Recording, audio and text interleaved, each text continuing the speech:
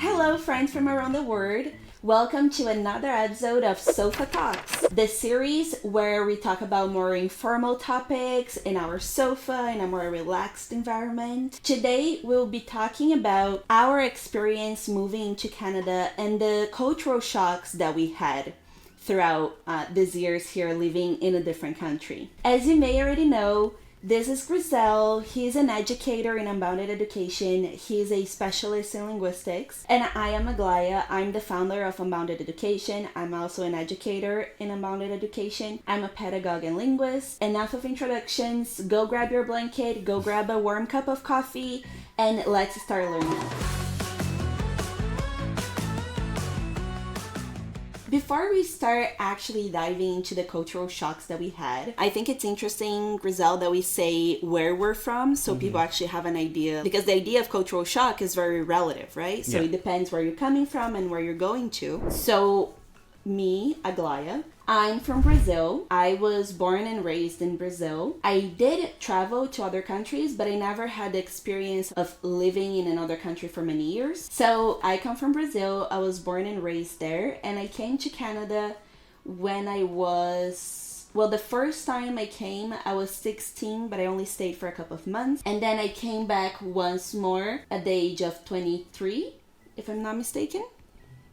And I've been here for about 5 years now. So with me, I was born in Jamaica and I moved to the United States when I was actually 6 months old, I believe. Oh, okay. And I lived with my parents and I moved back to Jamaica to live with my grandparents.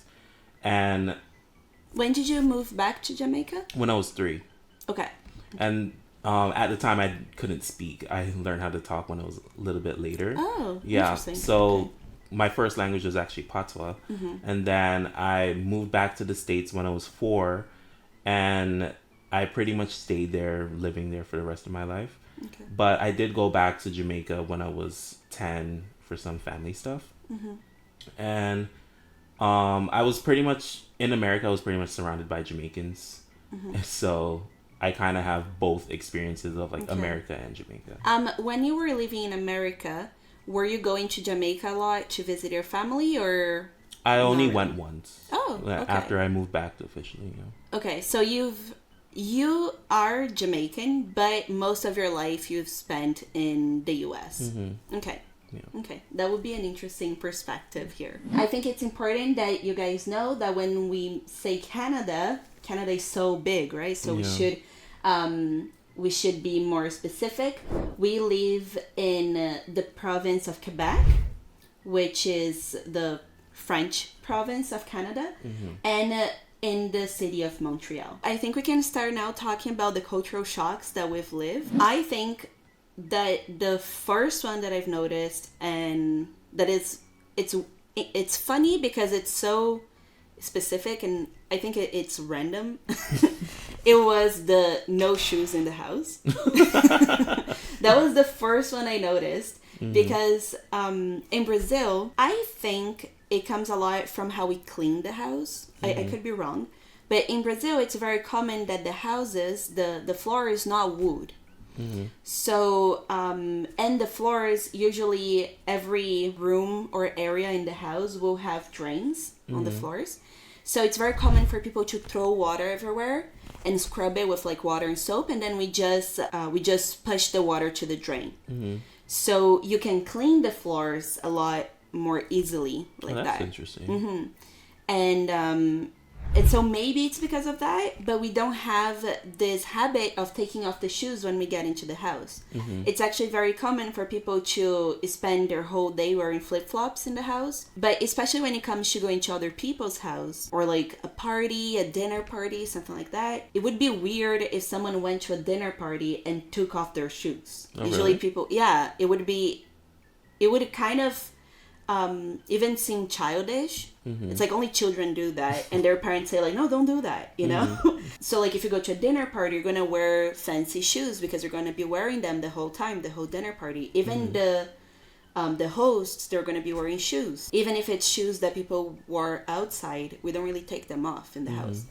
And so I think that was my first cultural shock, because to me it's something very very visible, right? And as soon as I went to the first dinner party that I was invited to, I arrived there with nice shoes, and everyone arrived there with like nice boots or whatever, and then everyone took them off and were wearing socks. And to me, I was like, what? Isn't this a party? Like, why are people wearing socks? Is this a pajama party that I wasn't aware of, you know?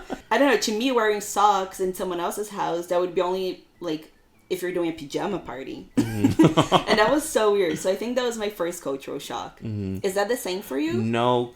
Well, my mom's a clean freak. Okay. So you could not step one foot in the house with a pair of shoes on. Makes sense.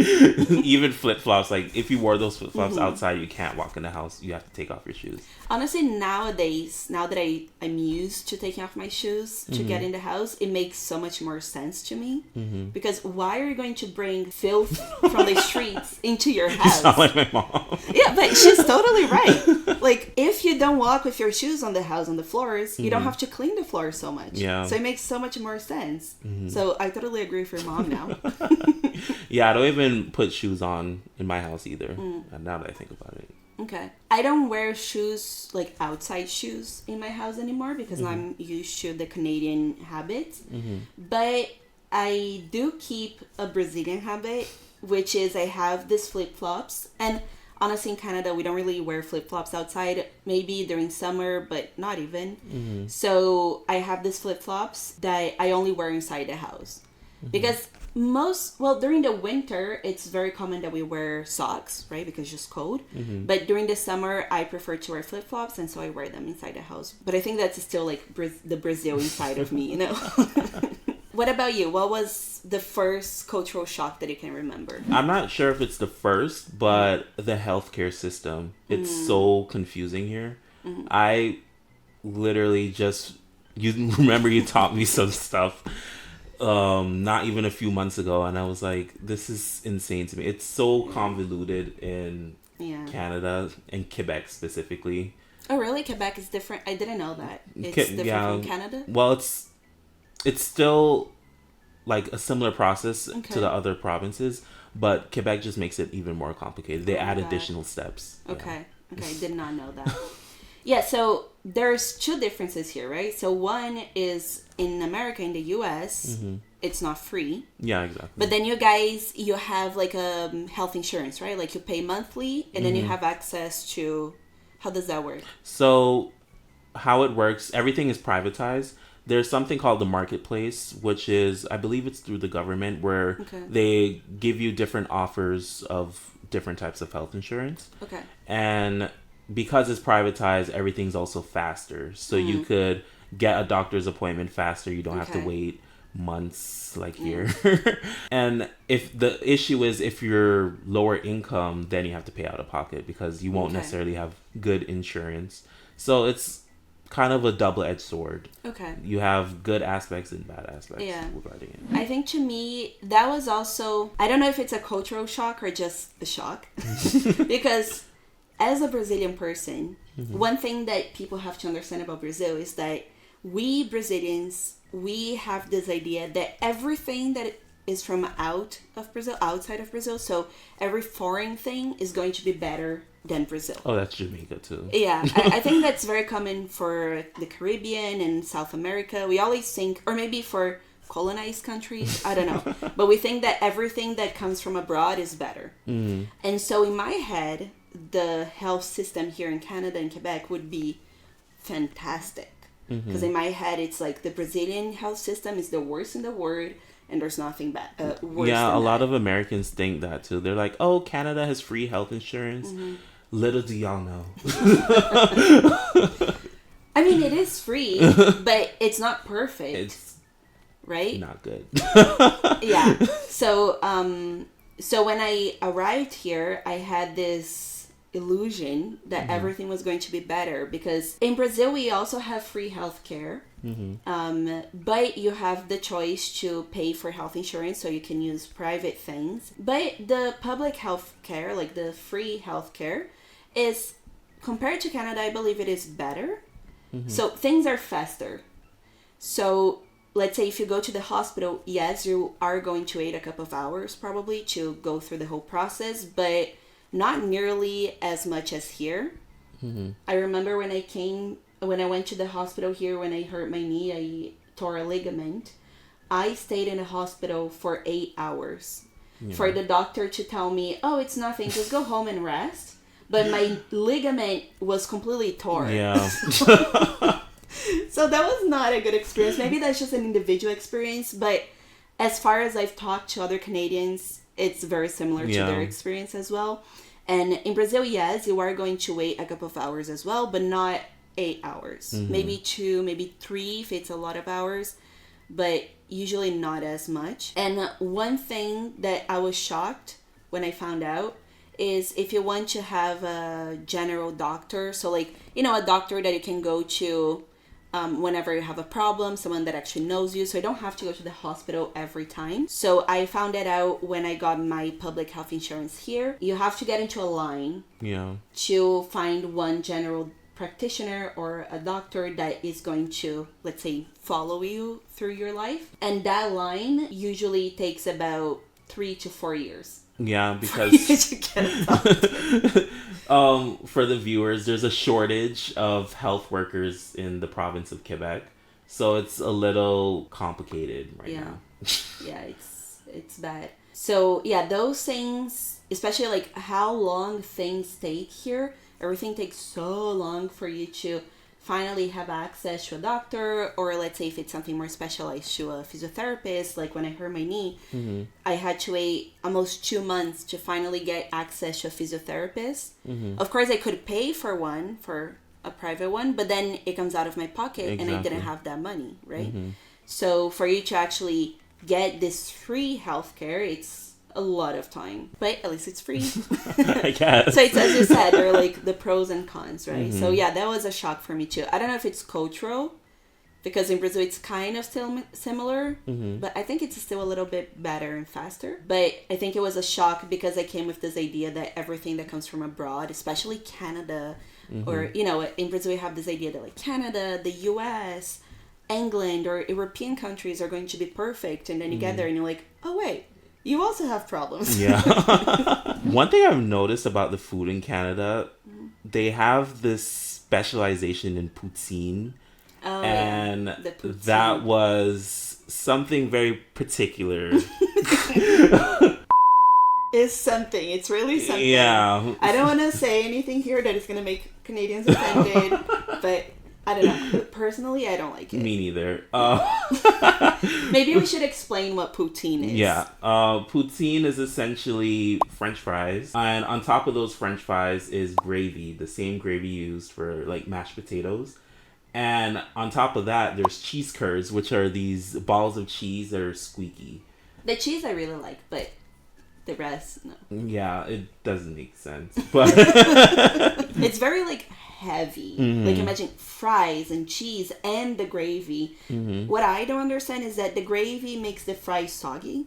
Yeah, exactly. So, and to me, the best part of the fries is the crunchiness. So I don't understand. For me, it's gravy doesn't make sense with fries. Yeah, I think I have the same idea. Like, I don't know, I don't get it. Yeah. But Canadians love it. Well, a lot of Canadians love it, and a lot of people love it. Not only Canadians. My brother, for example, when he came here from Brazil to visit me, the first thing he ate was poutine. He was like, I have to eat poutine, and he loves it. That was the first thing I did too, but I was like, oh, you were very disappointed. Yeah. I was like, who told me to eat this? Why? But I do like the poutine from McDonald's. Oh, because they have it? Yeah. Oh, so every McDonald's in every country has a different menu. Oh yeah. And I think it was limited edition, but it's essentially like the normal poutine, but they add buffalo sauce and chicken in it. So you don't really taste the gravy. They add chicken? Like fried chicken. Shredded? Fried chicken. And they chop it up. Oh, that's crazy. Yeah. And it actually tastes good. That's the only poutine I like. But I don't know if it's available anymore. I don't know. I'm not going to try it, but that's interesting. But what is interesting about poutine is that, so it is considered like a traditional food from Canada.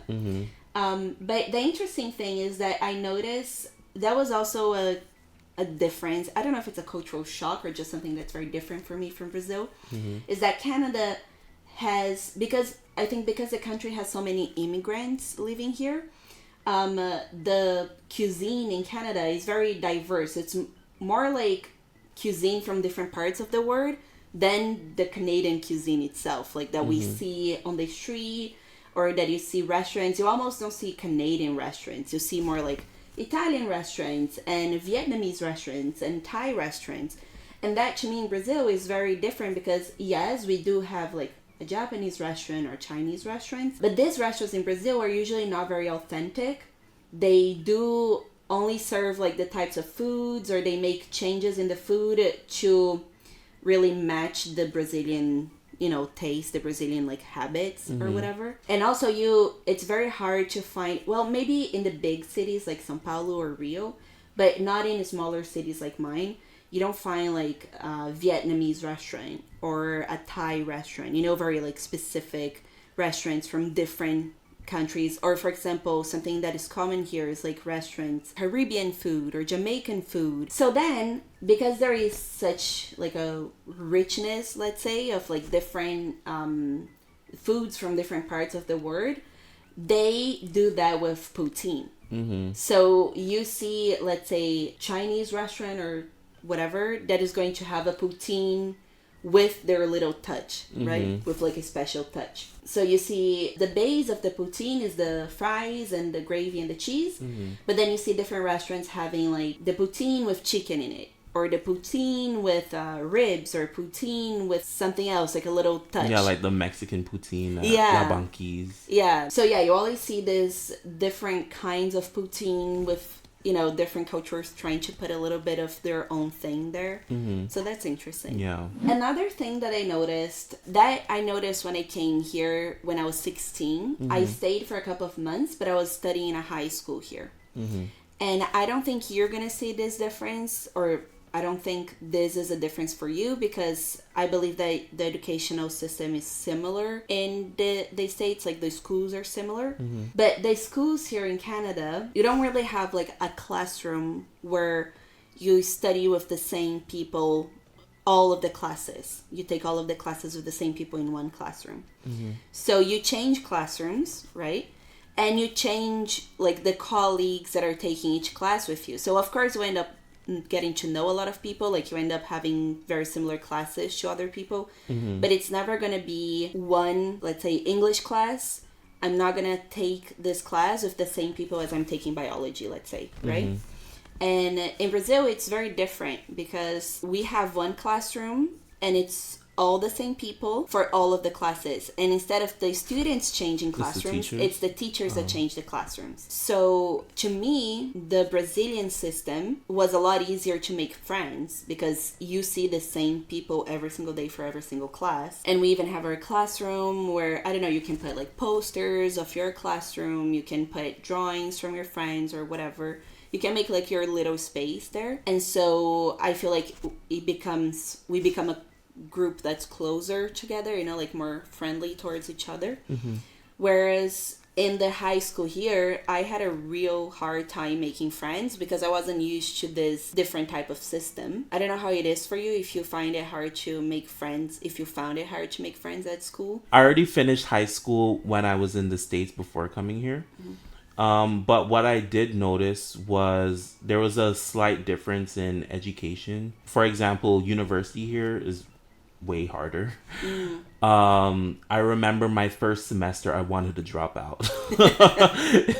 It's harder from university in the US. Yeah. School here is way harder. I remember my first day, I looked at the board. It was Intro to Linguistics. I looked at the board and I was like, I can't believe I spent so much money coming to Canada. I want to leave. I want to go back home. You say it's harder in a sense like there's more work? There's more work and it seems it's more intensive, I would say, because I took some of the same subjects I did in college because I did college in Florida. And for example, it was elementary functions and it was the same subject, but it just seemed hard. There was more work. It went more in depth and it was just not a pleasant experience. Oh, that's so sad. For me, so the university when it comes to difficulty, level of difficulty, I believe that because I did an undergrad in Brazil and then an undergrad here.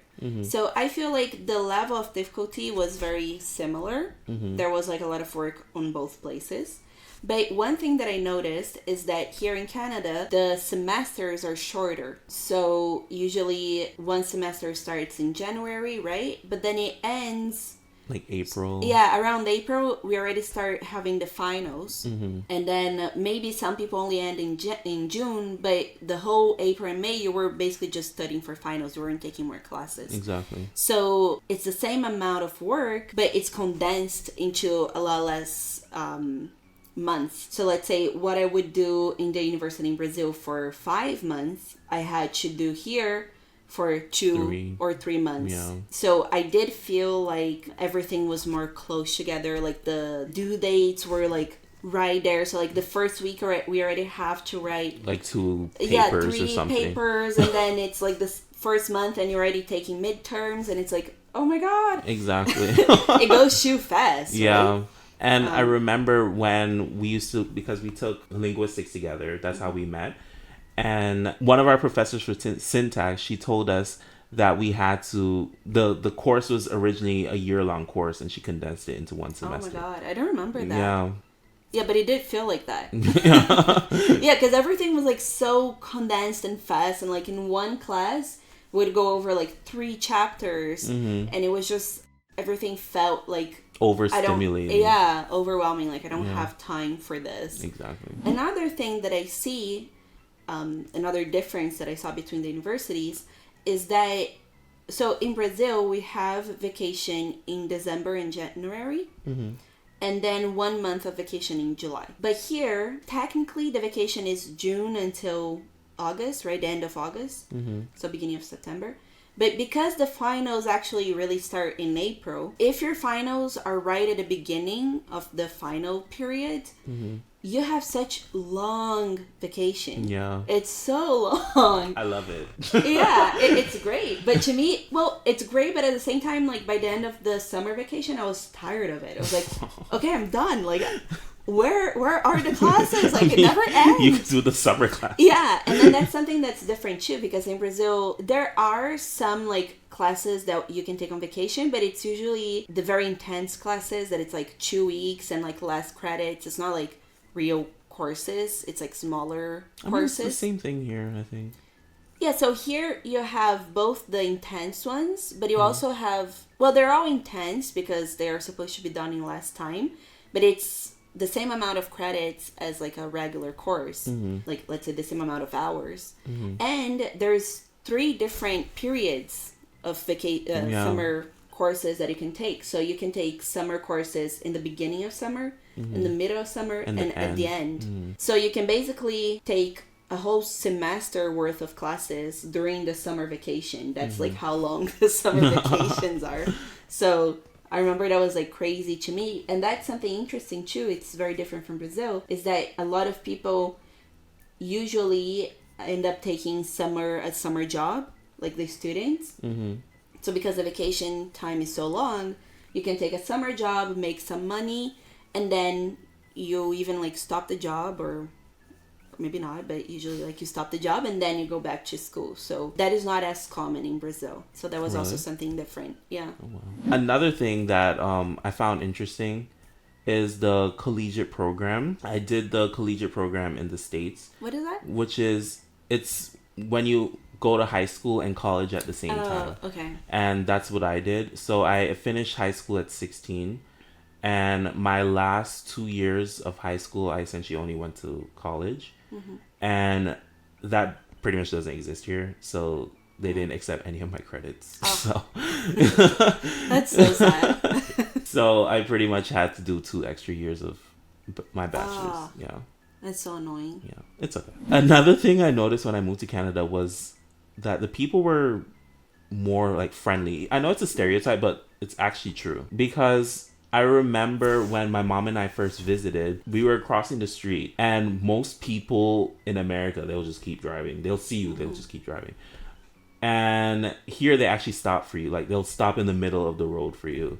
And we're like, what? Yeah, to me that was the same thing when I saw that the cars actually respect the laws. Yeah.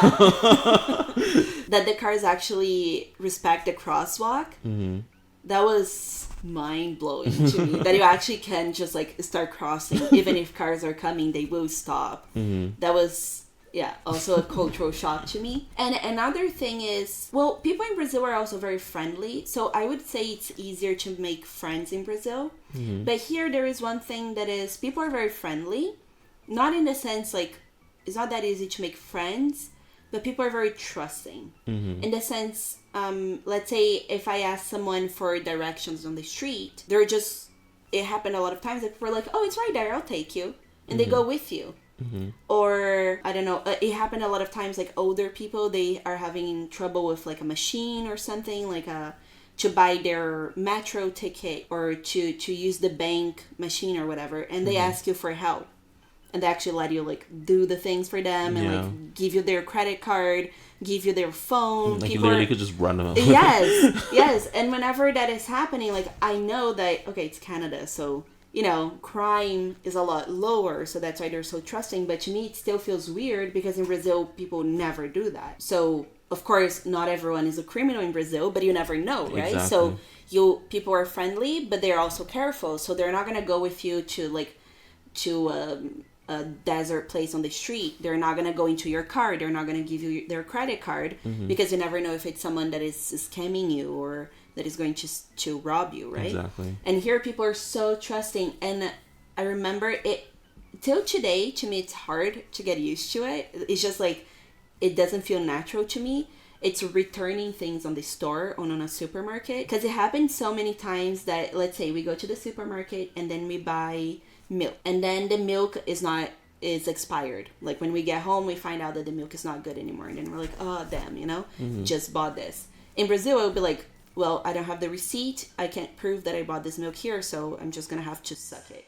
Like I don't have a choice, I'm just gonna be sad and that's it, But in here, whenever this happens, people that I'm with, like my boyfriend or whatever, friends are like, no, we're gonna go back there and return it and like get our money back because it's bad. And then you go there, it doesn't matter if you don't have the receipt, you just say, I bought milk here and it's bad. They're like, okay, and they give you the money back. They just trust you, they just believe you, and that's so amazing. I'm like, oh my god, that's incredible.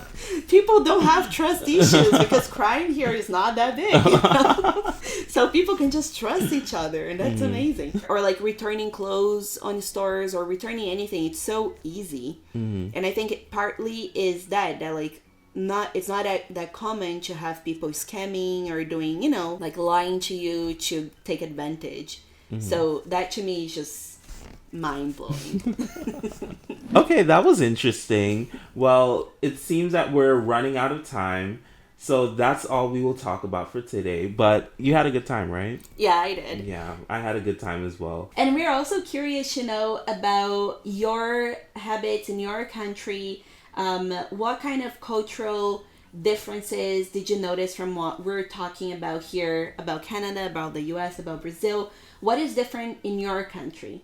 And what sounds like something crazy to you that we said that we do in one of these countries? Let us know in the comments. We're really curious to know. We will have to stop the sofa talks for now, but we will come back with more informal and fun topics to talk about relating language, culture, and all sorts of things, everything in between. If you like videos like this, be sure to hit that subscribe button and give us a like. And don't forget to keep learning.